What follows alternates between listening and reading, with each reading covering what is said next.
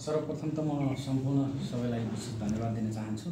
आज हामी भीमदत्त नगरपालिकाको 12औं कार्यपालिकाको बैठक भीमदत्त नगरपालिकाको कार्यालयमा चाहिँ बसेको थियो र त्यसमा स्थानीय राजपत्र भीमदत्त नगरपालिकाद्वारा प्रकाशित राजपत्रमा बैठक सञ्चालन प्रक्रिया अनुसार भइरहेको जुन चाहिँ बैठक थियो त्यो बैठकमा भाग लिनका लागि म भीमदत्त नगरपालिका 18 नम्बर वडाको तर्फबाट पनि कार्यपालिकाको बैठकमा उपस्थित भइयो र उपस्थित भइसके पछाडि आज यो नगरसभाभन्दा अगाडिको अन्तिम कार्यपालिका बैठक थियो र त्यो बैठकमा उपस्थित हुँदै गर्दा त्यो बैठक सञ्चालन भइसके पछाडि बैठकमा भएका एजेन्डाहरू थिए र ती एजेन्डाहरू अन्तर्गत छलफलहरू भयो र सँगसँगै त्यसमा विनियोजन विधेयक र आर्थिक विधेयकको विषयमा छलफल चल्यो र व्यापक छलफल पछाडि ती विषयहरू आर्थिक विधेयक र विनियोजन विधेयक पास भयो र तेस्रो थियो नीति तथा कार्यक्रम र योजना छनौट सम्बन्धमा पूर्वाधार तर्फको कुराहरू चाहिँ थियो। पूर्वाधार सामाजिक विकास लगायत विभिन्न योजना तर्जुमाको विषयमा छलफल चलिरहेका बेला पूर्वाधार विकासतर्फ हामीले भीमदत्त नगरपालिका 18 नम्बर वडाका विभिन्न चाहिँ योजनाहरू विभिन्न चाहिँ सवालहरू छन्। ती सवालका विषयमा जनताको तर्फबाट प्रस्तुत हुने क्रममा जुन हाम्रो स्थानीय राजपत्रमा जुन नगरपालिकाद्वारा कार्यपालिकाको बैठक सञ्चालन कार्यविधि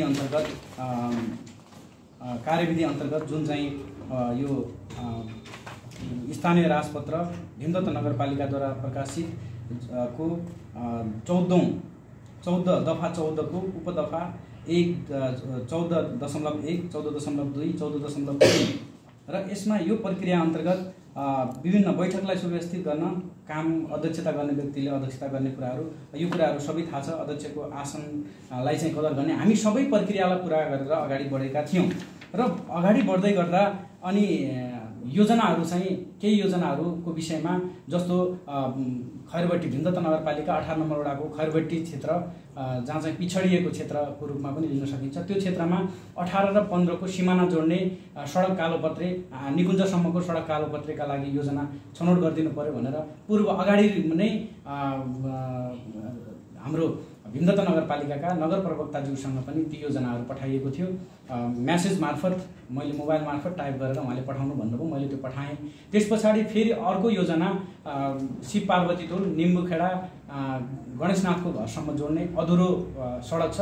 त्यो अधुरो सडकलाई चाहिँ पूर्णताका लागि ती कुराहरू चाहिँ दुईटा कम्तीमा पनि त्यहाँका दुईटा योजनाहरू राखिदिनु पर्यो भन्ने कुराहरू जोड्दै थियौँ र सँगसँगै अन्य वडाका विभिन्न सवालहरूका विषयमा पनि छलफल भइरहेको थियो र जनताका सवालहरूलाई उठाउने सन्दर्भमा त्यहाँ कुरा राख्दै गर्दा 81 भीमदत्त नगरपालिका 11 नम्बरका वडा अध्यक्षज्यू उठ्नुभयो र उठेर उहाँले चाहिँ 81 रूपमा तपाईँ व्रता कुरा गर्ने भनेर उहाँले सिधै आक्रामक तरिकाले उहाँले जुन ममाथि जुन किसिमको दुर्व्यवहार गर्नुभयो एकदमै यो चाहिँ एकदम यो विधिभन्दा बाहिरको कुरो छ। हामी कानुनलाई मान्ने कुराहरू हामी बैठक सञ्चालन गर्ने सन्दर्भमा हामी जुन हाम्रो भीमदत्त नगरपालिकाको कार्यपालिका बैठक सञ्चालन कार्यविधि छ त्यो कार्यविधिमा रहेर चाहिँ हामीले काम गर्नुपर्ने हुन्छ। म जोड्दै थिएँ अघि जुन दफा 14 को उपदफा 4 को 4 मा बैठकमा भाग लिने सदस्यले बोल्ने पालो तथा बोल्न पाउने समयको अवधि बैठकको अध्यक्षता गर्ने व्यक्तिले निर्धारण गरे बमोजिम हुनेछ भन्ने थियो।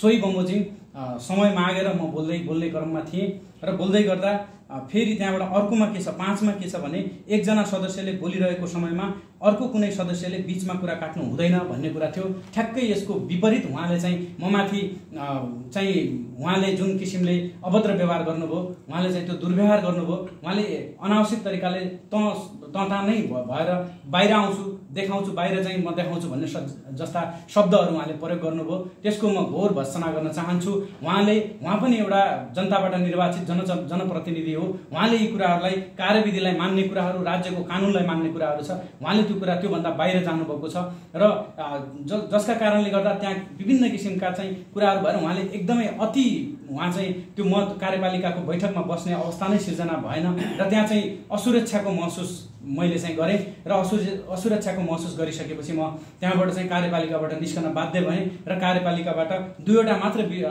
विधेयक पास गरेर म त्यहाँबाट निस्केको अवस्था हो। र उहाँले जुन क्रियाकलाप गर्नुभएको छ एकदमै यो सुहाउँदो छैन। उहाँ जस्तो जनप्रतिनिधिले यस्तो किसिमको व्यवहार गर्नु एकदम आपत्तिजनक छ। म घोर भर्त्सना चाहिँ गर्न चाहन्छु।